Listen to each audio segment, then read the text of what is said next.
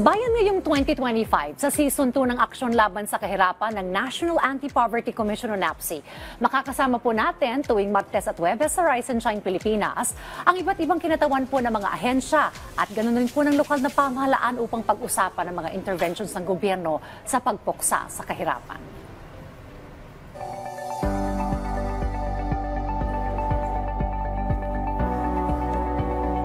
At sa ating bagong season, tututukan po natin ang convergence o yung pagsasama-sama ng mga programa at stakeholders sa patuloy na pagpapaunlad ng mga komunidad at pamayanan.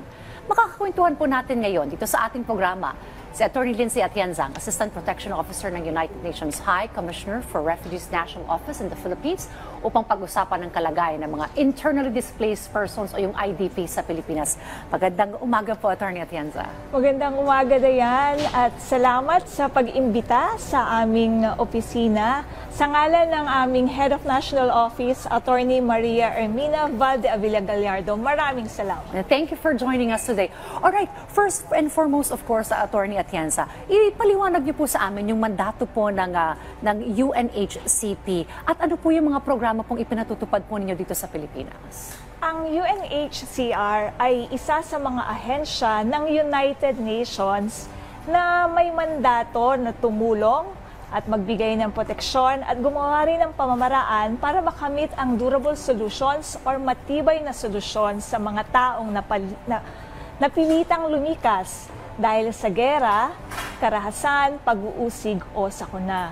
So layunin nito na ang mga refugees, asylum seekers, stateless persons at internally displaced population ay maprotektahan ang kanilang mga karapatan at makahanap sila ng mga lugar kung saan sila ay malayang makakatira upang makapagsimula muli ng kanilang pamumuhay. So yung programa namin ay nagbibigay kami ng gabay at technical na support sa gobyerno o relevant agencies at ibang mga duty bearers para mabigyan ng spasyo ang ating mga refugees, stateless persons, asylum seekers, at internally displaced population or IDPs in the Philippines. Well, talking about IDPs, Atty. Atienza, ilan po yung mga IDPs dito sa Pilipinas at paano po natin makukonsider na isa pong IDP ang isang individual? Siguro sasagutin ko para bigyan ng isang description ayon sa guiding principles kung sino o ano ang mga IDPs. Ang mga IDPs ay mga individual o grupo ng mga individual na napilitang lumikas mula sa kanilang mga tahanan, particular na upang maiwasan ng apekto ng armadong tunggalian o armed conflict, pangmalawakang karahasan, at paglabag sa karapatang pantao at pati na rin ang mga sakuna na maaaring natural or kagagawan ng mga tao. Wala pa sa ngayon na masasabing legal na definisyon dahil wala pa tayong batas na nagpoprotekta sa rights ng mga IDPs. Subalit ang guiding principles on internal displacement ay isang soft law na maaaring pagbasihan ng ating mga pagbibigay ng intervention sa mga IDPs. At sa ngayon, sa Mindanao, ayon sa datos ng UNHCR mula sa aming mga partners na international organizations, NGOs, at base rin sa mga official sources tulad ng Ministry of Social Services and Development at Department of Social Welfare and Development, meron tayong nananatiling mahigit kumulang na 183,000 na IDPs na nangangailangan ng intervensyon. At ang kagalingan nito sa BARM, Bangsamoro Autonomous Region and Muslim Mindanao, ay may napagtibay ng batas, kaya't ang Ministry of Social Services and Development kasama ng isang komite doon at ng mga lokal na pamahalaan ay bumabalangkas ng mga palisiya kung paano maiiwasan ang displacement at matutugunan ang agarang pangangailangan or intervention sa ating mga IDPs. Okay, well, kaugnay po niya mayroon po tayong ilulunsad na #IDP Bill My Bill campaign. Can you tell us more about this now? Yeah, it is My Bill IDP Bill campaign at nagpapasalamat kami sa NAPC dahil dahil sila ay isang champion sa ating pamahalaan para ito ay mapalawak ang pagpapaalam sa ating publiko at ito ay isa ring hakbangin para maisulong ang ating IDP bill sa Kongreso. At ito ay magsisimula, ilulunsad sa July 17 sa buong 20th Congress para ito ay maipasa na at lahat tayo ay may tungkulin na suportahan ito dahil hindi natin alam kung kailan tayo magiging IDPs dahil maaaring tayo maapektuhan ng mga sakuna tulad ng typhoon. So humihingi kami ng suporta sa ating mga kababayan para ito ay maisulong na. Maaari pong bumisita kayo sa aming mga social media accounts sa Facebook, X, Twitter, Instagram, through UNHCR Philippines or UNHCR-PH. Well, Attorney Atienza, let's talk about convergence. Yes.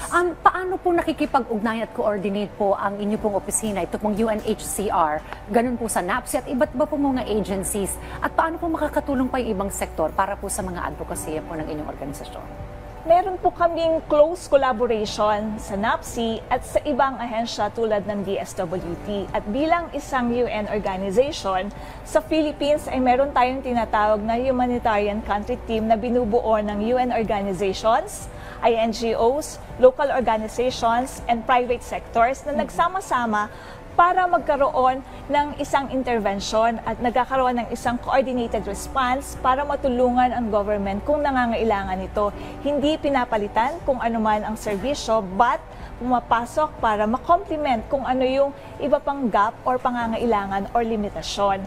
At ang maganda sa isang convergence ay nagagamit ng maayos ang resources para mas mapabilis ang intervention sa ating mga IDPs at nagkakaroon din ng accountability at transparency sapagkat may monitoring na nagaganap at sa huli, ang ating mga IDPs ang nagbe-benefit nito.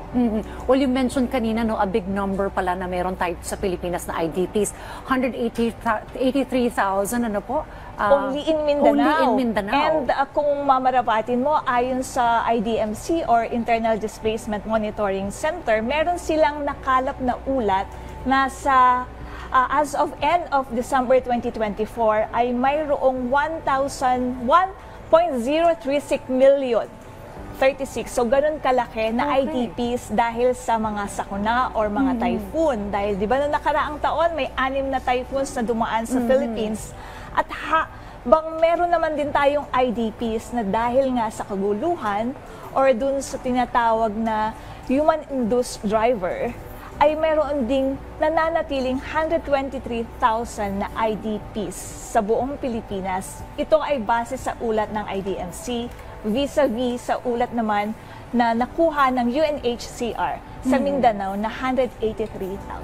So very timely and very relevant talaga na magkaroon na tayo ng batas, ano, para po sa mga IDPs. Because I understand, matagal-tagal na rin po itong pag-push natin, ano, for this bill, both in houses sa mababang kapulungan at mataas na kapulungan. Because siguro it's also an opportunity, ito pong pag-uusap na ito, to invite also all the other sectors na magsama-sama, no, para talagang magkaroon na tayo finally ng isang batas na tututok dito po sa mga IDPs. So bakit po talaga importante na ito po ay maisabatas na ngayon na? Importante na maisabatas ito para mapangalagaan ang karapatan ng ating mga IDPs, mapabilis yung intervensyon at magkaroon ng coordinated response para sa kanila na nakatutok sa IDPs at maitaas ang kanilang dignidad at magkaroon ng agarang solusyon or durable solutions or pangmatagalang solusyon para sa kanila na ang kanilang karapatan ay nakakamit nila ng walang diskriminasyon, makakabalik sa kanilang mga tirahan at mamumuhay ng normal at hindi na kailangan ng suporta ng iba't ibang sektor tulad ng pamahalaan. At sa huli ay makakapag-contribute pa ito para mas mapabuti at mas mapataas pa ang ekonomiya ng bansang Pilipinas. Well, ang paglulunsad po nito ay on July 17, ano? At sa sabi nga ni Attorney Atienza ay kailangan ng tulong ng iba't ibang sektor at finally sana ito'y maisabatas na sa Kongresong ito. Maraming salamat po Attorney Lindsay sa inyo pong oras at panahon dito po sa ating programa at nagpapasalamat po kami sa inyo pong suporta sa ating pong mga tagapanood. Hinihikayat po namin kayong muling tumutok sa ating programa sa darating po na Webes at ito Attorney Atienza. Sabay-sabay tayong umaksyon laban sa kahirapan. Marami pong salamat. At mga Cars, huwag po kayong alis dahil balita na po tayo sa pagbabalik ng Morning Show ng Bayan, Rise and Shine Pilipinas.